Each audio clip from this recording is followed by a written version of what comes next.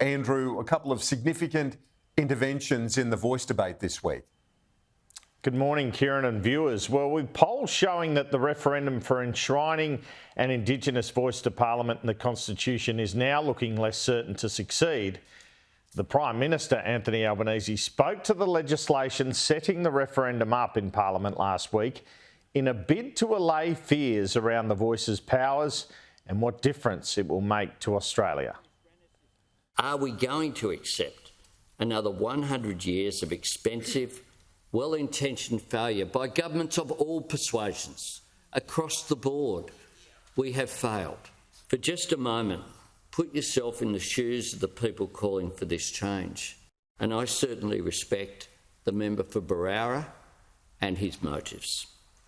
We share a passion for advancing reconciliation with First Peoples, and he has my utmost respect. The Leader of the Opposition gave a speech in this chamber that is simply unworthy of the alternative Prime Minister of this nation.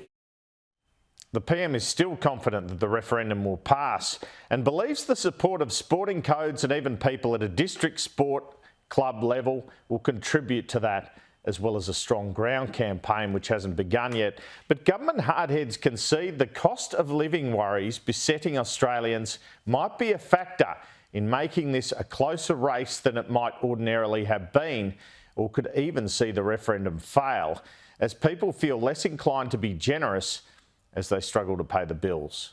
The referendum legislation will be in the Senate this week, and the PM will deliver an address on the Voice, the Lowitja Donoghue address, in Adelaide tomorrow.